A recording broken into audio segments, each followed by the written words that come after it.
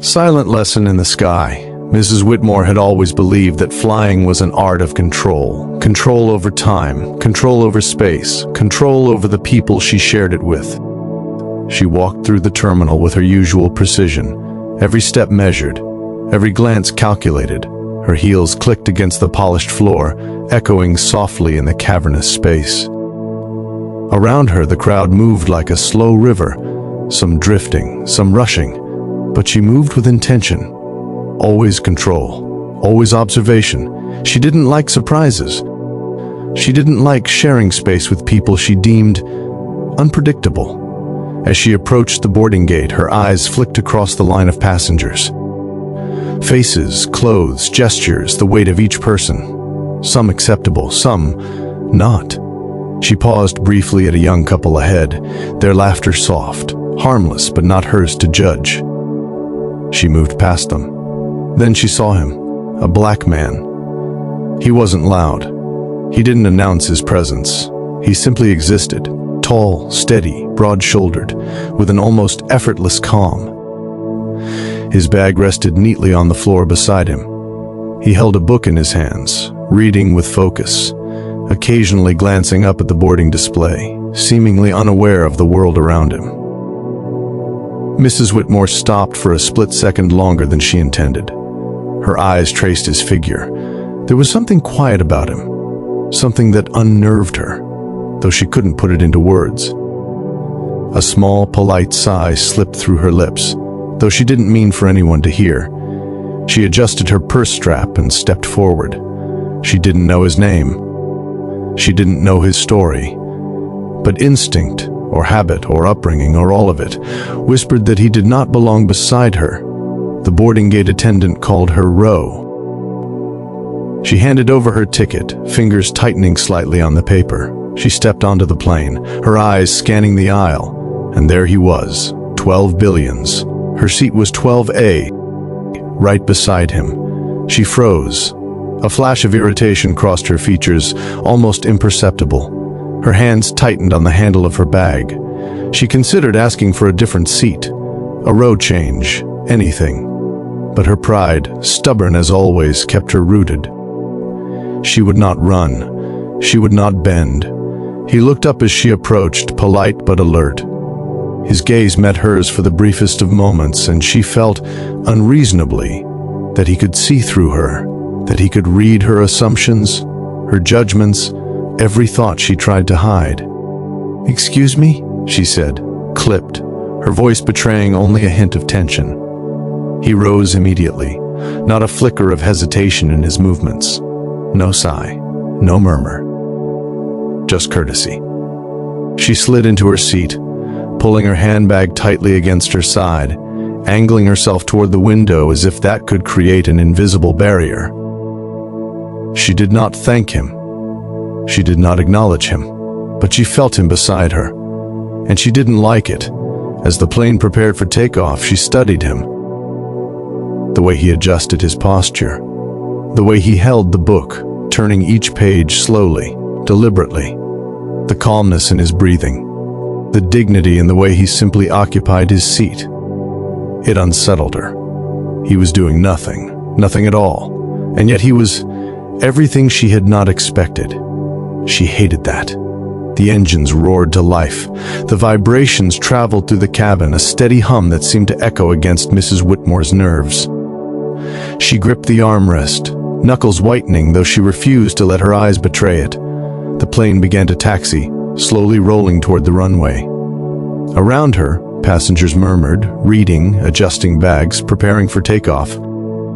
She tried to focus on the window, clouds, the fading sun, anything but him. But she felt him. He did not speak, did not fidget, did not glance at her more than necessary. She noticed small things anyway, how his hands rested calmly on his lap, how his shoulders relaxed despite the hum of the engines, how even in silence he projected a kind of grounded presence that made her own tension feel shallow, almost unnecessary. And it annoyed her. She wanted him to fidget, wanted him to look anxious or unsure, wanted him to confirm her assumptions. But he did not. When the flight attendants came down the aisle offering drinks, she took a sip of tea, her fingers curling around the cup a little too tightly. "And for you, sir?" the attendant asked politely. "Water, please," he said. His voice was calm. Low, measured, educated. She felt it vibrate against her, though it was quiet. She tried not to listen, but she did. Minutes passed. The plane lifted from the runway. Clouds blurred past the window. She focused on the light filtering through, trying to convince herself that she was calm, that she had control.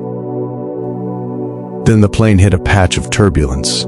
Slight, harmless, but enough to make some passengers grip their armrests, to make hearts jump briefly. Mrs. Whitmore's knuckles tightened. She exhaled sharply, trying to ground herself, trying to pretend she wasn't rattled. "Don't worry," he said softly, not looking at her, not attempting to comfort. "Just a statement of fact." Her head snapped toward him. "How would you know?" she asked, irritation lacing her voice. "I've flown this route many times," he replied, still calm. "It always shakes here." She frowned, defensive, her mind racing. How dare he sound so sure? Who does he think he is? He didn't meet her gaze. He didn't need to. He simply returned to his book, flipping the page deliberately, as if time itself slowed for him. She stared at him for a long moment, her chest tightening. She had expected confrontation, anger, defiance, anything to confirm the bias she had built in her mind, but he offered none of it. Instead, he was steady, calm, unshakable, and that irritated her further. A few rows ahead, a child dropped a backpack. It tumbled noisily into the aisle. Mrs. Whitmore instinctively looked at him. She expected him to flinch, to roll his eyes, maybe mutter under his breath. Instead, he bent down gracefully, retrieved the bag, and handed it back to the child with a quiet nod and a gentle smile. Her chest tightened further. She looked away, feeling the first pang of unease. This man, who had not spoken to her beyond a few words, was already making her question herself. She hated that feeling. Minutes dragged. The hum of the engines, the soft chatter, the occasional rustle of papers, and still he remained quiet, calm, present. Not a trace of arrogance, not a trace of fear, not a trace of anything that could be measured by her assumptions. It was maddening. And then the captain's voice came over the speakers, calm, professional. "Ladies and gentlemen, we have the honor of carrying a distinguished passenger today. Dr. Isaiah Monroe, humanitarian physician, internationally recognized for his work in crisis zones worldwide." The applause was immediate, polite, but reverent. Mrs. Whitmore's hands froze mid-grip on the armrest. Her heart skipped, her eyes widened. The flight attendants stopped at their row. "Dr. Monroe," she said warmly, "thank you for joining us today." He looked up from his book. Calm, collected, polite. "Thank you," he said softly. "It is my honor to serve." Mrs. Whitmore felt her mind spin. She had been sitting beside a man she had already judged, dismissed. A man she had built assumptions about, even before knowing his name, his story, his life. The rest of the flight passed in silence. She no longer leaned away, her arms uncrossed, though slowly, hesitantly. She watched him quietly, and for the first time a thought crept into her mind, maybe I've been wrong. Hours passed, or maybe it was minutes. Time seemed stretched on the plane, every movement, every sigh, every glance amplified. Mrs. Whitmore had tried to distract herself, the view outside the window, her phone, even a magazine. But nothing worked. She couldn't stop noticing him. Dr. Monroe remained calm, patient, polite. He didn't speak more than he needed, yet his mere presence filled the space beside her in a way she couldn't ignore. She had begun to resent it. Her mind, sharp and precise, began replaying every assumption she had ever made about people like him, about black men, about strangers, about those she deemed different. Quiet, too calm, too collected, probably arrogant, pretending to be better than others. She caught herself muttering under her breath, low enough that only she could hear. "That man, who does he think he is?" She didn't expect an answer. But he turned his head slightly, just enough to meet her eyes, and smiled, not in mockery, not in condescension, just a small, quiet smile. It was polite, gentle, human. Her chest tightened. Something inside her recoiled. She wanted to be angry. She wanted to retreat. She wanted to convince herself that he had done something, anything, to deserve the judgment she had already passed. But he had done nothing, and that made it worse. She looked down at her hands, clutching her purse like it could shield her from the unease growing inside. Minutes later, a small commotion erupted a few rows ahead. A passenger had spilled coffee, the aroma wafting through the cabin. Murmurs, soft curses, frustrated sighs. Mrs. Whitmore instinctively leaned away, expecting Dr. Monroe to flinch, to react impatiently, or to mutter. He didn't. He rose carefully, offered his napkin to help, and nodded to the attendant with quiet composure. The gesture was unassuming, unremarkable, and yet it pierced her heart like a sudden truth she couldn't ignore. She hated herself for noticing. She hated that she was noticing.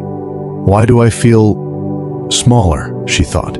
The hum of the engines, the occasional clatter of beverage carts, the low murmur of other passengers, all of it seemed louder now.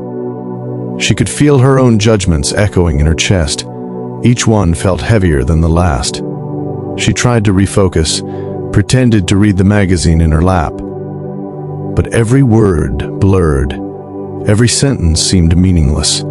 Her thoughts kept returning to him. The calm, the dignity, the patience. And then the captain's voice came again. "Ladies and gentlemen, Dr. Isaiah Monroe is available for questions after the flight for anyone who would like to learn about his medical missions in West Africa and Southeast Asia." Mrs. Whitmore felt a jolt in her chest. Her eyes widened. Her mind raced. She had been sitting beside a man she had silently judged, dismissed, even disliked, without knowing his name, his life, his purpose. The tension inside her had grown unbearable. She wanted to speak, to apologize, to explain herself. But pride kept her silent. Fear kept her silent. She wasn't ready. Dr. Monroe, calm as ever, returned to his book. Her thoughts spun. Every prejudice she had held seemed fragile now. Every assumption she had ever made about people like him felt brittle and wrong. Her heart raced, not in anger, not in fear, but in recognition. Recognition of the fact that she had underestimated him, underestimated a human being, underestimated life itself.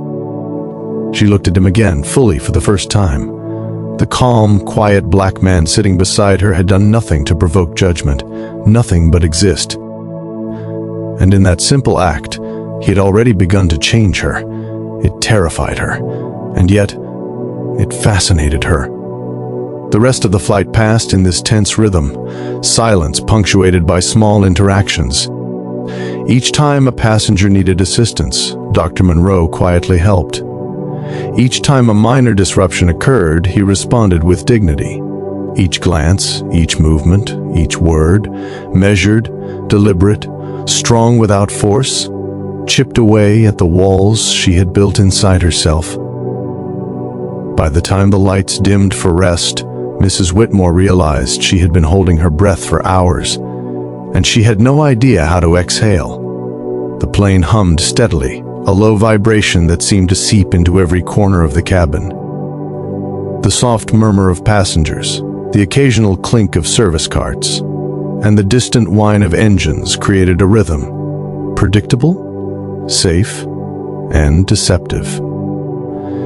Mrs. Whitmore sat beside Dr. Monroe, her body still rigid. Her arms were no longer crossed, but tension lingered in her shoulders. She kept her eyes forward, pretending to read, but she couldn't escape the quiet presence beside her. Minutes stretched into hours. She had tried to fill the space with thoughts, business meetings, schedules, her own carefully curated assumptions. But every attempt failed. Her mind kept returning to him, to his calm, to his quiet competence, to the subtle strength he carried without boasting, without need for approval, without drawing attention to himself. Then, over the intercom, the captain's voice came, clear, calm, authoritative.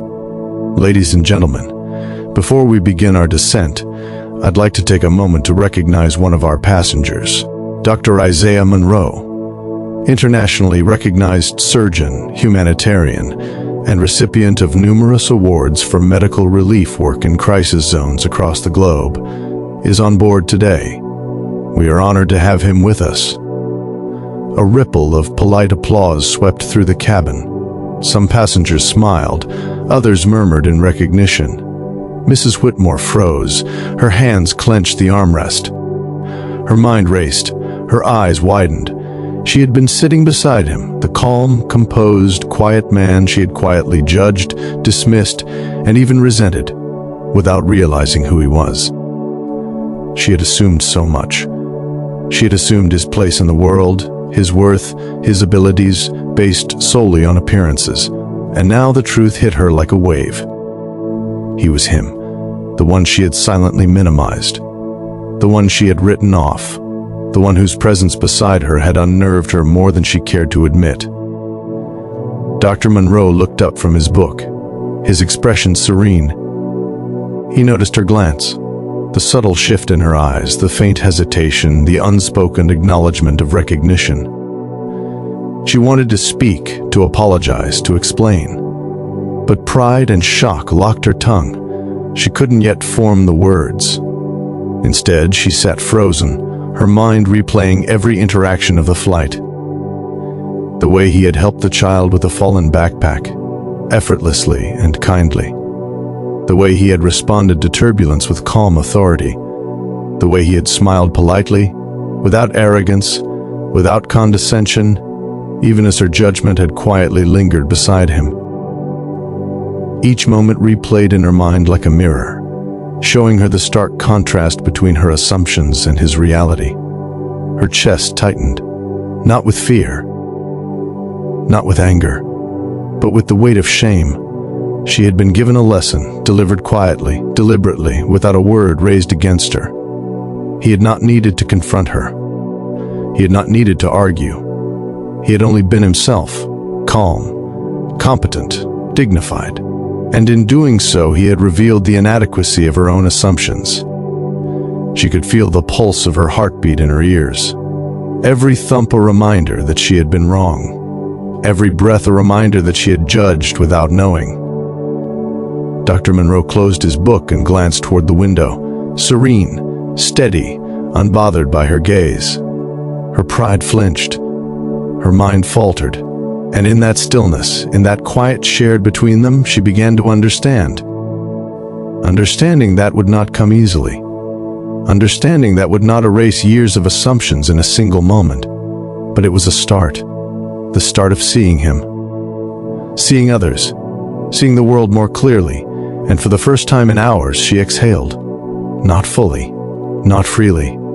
But enough to acknowledge the weight she had been carrying. The weight of ignorance, bias, and unexamined judgment. The plane continued its descent. The city lights stretched below like veins of gold. The hum of engines softened, and beside her, Dr. Monroe remained calm. Grounded, human, remarkable. Mrs. Whitmore realized something then. She had been sitting beside greatness all along, and she had almost missed it. The cabin lights dimmed slightly as the plane leveled off.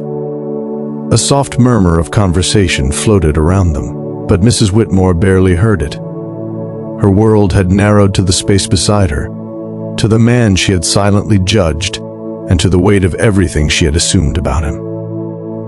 Dr. Monroe sat quietly, reading, flipping a page, unshaken by the announcement she had just heard over the intercom. She watched him, really watched him, and for the first time she saw not the stranger she had been inclined to fear, not the black man she had unconsciously marked as other, but a human being. a man of depth, of purpose, of quiet strength. Her chest felt tight, her hands clenched in her lap, but not in anger this time, not in fear. Shame. It washed over her in a slow, creeping tide. She thought of the assumptions she had carried for decades, lessons she had absorbed from conversations that were never meant to be harmful but had been laced with subtle judgments, expectations, and biases. She thought of the time she had passed by someone without really seeing them, the time she had dismissed someone before learning their story. And here, in this tiny space, thousands of feet above the ground, she was confronted with all of it at once. Dr. Monroe had done nothing to provoke this confrontation. He had smiled politely, he had helped others quietly, he had remained calm, he had simply been himself. And that was more than enough. She replayed the moments in her mind like a series of vivid images, the child whose backpack he had picked up without hesitation, the soft reassurance during turbulence, the polite, steady voice that had calmed others without effort, the unassuming way he carried himself, quietly confident, a presence that demanded nothing yet inspired everything. Every small act, every tiny gesture revealed a truth she had refused to see. Her assumptions were fragile, biased, incomplete, and his existence, his grace under her silent scrutiny, was a mirror showing her how far she had been from understanding. Tears prickled the corner of her eyes, though she refused to let them fall. Not yet. Pride and fear held them at bay, but inside, they trembled, along with every carefully held belief she had ever carried. She wanted to speak. She wanted to apologize. She wanted to explain herself. But what could she say? I judged you before knowing who you are. I am ashamed. Words felt inadequate. They would not carry the weight of what she had realized. She looked at him again, his head slightly tilted, fingers turning a page, eyes focused yet calm, serene. He looked ordinary, but she knew now he was extraordinary. Not because of accolades or awards, but because of the quiet, effortless humanity he carried with him. Her thoughts turned inward. How many times had she failed to see greatness in people like him? How many times had she overlooked humanity because it didn't fit her narrow expectations? How many times had she let fear, ignorance, or prejudice dictate her perception? The plane hummed beneath them. The soft vibration seemed to echo her heartbeat, her thoughts, her slowly dawning awareness. She realized painfully that this flight, this quiet, uneventful flight, had become a lesson she would never forget. Dr. Monroe didn't need to correct her. He didn't need to speak. He didn't need to look at her with judgment or anger. He simply existed as himself, a calm, dignified presence in a world that often misjudged him. And in that simple truth, he had changed her. She exhaled quietly, a small, shuddering breath that carried relief, guilt, awe, and newfound respect all at once. For the first time in years, she saw someone, really saw someone, not through the lens of her assumptions, but through the lens of who they truly were. And she understood something deeper. Seeing people clearly was not just an act of kindness. It was an act of courage. She would never forget this flight. She would never forget him. As passengers gathered their belongings, she watched him fold his coat with precision, tuck his book into his bag, and glide toward the exit. The stewardess held the door for him, smiling warmly. He nodded politely. Every gesture was quiet, small, yet commanding respect. Mrs. Whitmore found herself whispering almost involuntarily, "I see you. I finally see you." He paused for a brief moment, gave her a small, understanding nod, and continued walking. She stayed seated, watching his figure recede down the aisle. And for the first time, she realized that greatness doesn't demand attention. It doesn't need approval. It simply exists, quietly, powerfully, unassumingly, and changes the people who are willing to notice. She exhaled slowly, feeling both the weight of shame and the strange, bright lift of gratitude. She had almost missed him, but she hadn't.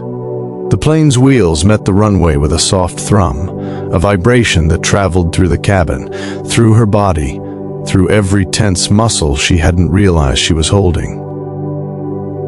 She felt the subtle lift of movement, the gentle deceleration, the shift from airborne weightlessness to the reassuring pressure of solid ground. Around her, passengers began to stir. Bags were tugged from overhead compartments. Conversations resumed, low murmurs and polite laughter returning like a tide. But Mrs. Whitmore hardly noticed. Her world had contracted to the narrow space beside her, to the black man she had quietly judged, to the weight of everything she had assumed and misjudged in him. She watched him rise with ease, gathering his belongings with deliberate grace. Every movement carried quiet authority, not loud, not aggressive, just solid and unshakable. He was the same man she had observed all flight, calm, composed, effortless in his presence. But now she knew who he truly was. She wanted to speak, to apologize, to explain herself, to confess the thoughts she had carried, judgments, fears, assumptions, for no reason but ignorance. Yet her pride still held her captive. And fear whispered, "What if he dismisses you? What if he thinks less of you?" He glanced at her briefly, and she froze. His eyes held none of the judgment she feared, only a quiet understanding, as though he had sensed her turmoil without her having said a word. "Are you okay?" he asked softly, almost a whisper, not intrusive, just a nudge of human concern. She wanted to lie. She wanted to say, yes, of course, but honesty had begun to stir inside her. I'm trying," she admitted, voice trembling slightly. A small nod from him, almost imperceptible. He didn't push, didn't ask for more. Just presence. The passengers ahead of them were moving down the aisle now. The bright lights of the terminal spread through the windows, a lattice of gold and silver across the night. She realized how long she had been holding her breath. The weight of assumptions, the suffocating tension in her chest, had anchored her. She let it go in a slow, shuddering exhale. Her mind reflected on every interaction during the flight. The child whose fallen backpack he had retrieved effortlessly. The mother whose trembling hand he had reassured with nothing more than calm words.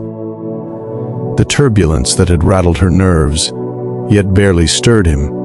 Every gesture, no matter how small, revealed the depth of his character. She had judged him silently, harshly, unfairly. And yet he had done nothing but embody patience, dignity, and humanity. Her chest ached, but not from fear, not from anger, from the realization of her own blindness, from understanding how easily she had misjudged someone whose life, whose work, whose quiet heroism she had never seen. The plane slowed near the terminal gate. A flight attendant greeted him warmly, and he responded with a polite nod, brief eye contact that carried unspoken confidence. Mrs. Whitmore realized she had been holding herself apart. Arm crossed, posture rigid, thoughts defensive, for hours. And now, she softened. She wanted to tell him something, words that would honor what he had unknowingly taught her. "Thank you, I see you now. I am sorry for my assumptions." But words failed her. Instead, she simply let herself watch. Every detail, the calm in his movements, the dignity in his silence, the humanity in his presence, etched into her memory. The plane stopped. The engines hummed softly as passengers prepared to disembark. She realized she had almost let this man pass through her life unnoticed, dismissed him in her mind before knowing him. And yet, he had left an indelible mark on her awareness, on her understanding of what it meant to truly see. She rose slowly, adjusting her coat, feeling the tension in her shoulders dissolve slightly. The aisle was crowded now, passengers maneuvering past luggage and each other. She took careful steps behind him, keeping a respectful distance, but close enough to feel the lingering weight of the lesson he had imparted by simply existing beside her. As they approached the exit, she finally summoned the courage to speak, her voice low, respectful, fragile. Dr. Monroe." He turned, expression calm, expectant but patient. I misjudged you," she said, words trembling with sincerity. "More than I realized. I underestimated you, and I want to thank you for everything." He regarded her for a long, measured moment. No judgment, no bitterness, just the quiet recognition of a human connection formed through understanding. "You are welcome," he said simply, his voice steady, gentle. "It is my hope that everyone has the chance to see beyond assumptions." The words hit her with unexpected force. It was more than polite conversation. It was a gentle truth delivered without arrogance, without demand. She felt the final walls she had carried crumble inward. The doors opened to the terminal, the cool night air brushing against her face. City lights shimmered in the distance, reflections of a life beyond assumptions, a world bigger than the judgments she had carried. She realized that seeing clearly, truly seeing, was rare, courageous, transformative. She watched him walk toward the exit with quiet authority, every step measured, dignified, calm. Every passenger who passed him seemed to sense the difference. Something in his presence demanded recognition without demanding attention. And she understood fully now. Greatness often arrives silently. Kindness often passes unnoticed. Humanity is frequently overlooked by those unwilling to see, and she had been given the rare opportunity to witness it, to sit beside it, and to recognize it before it slipped away. She exhaled deeply this time, relief, awe, humility, gratitude. She would never forget this flight. She would never forget him. She would never again allow herself to judge so quietly, so harshly, without knowing the story, the life, the person beside her. The lesson lingered long after the plane had emptied, long after the hum of engines faded, long after Dr. Monroe disappeared into the terminal. She stepped into the light of the waiting city, carrying with her the weight of shame and the lift of understanding, walking into a world she now saw more clearly, and knowing that she had been forever changed.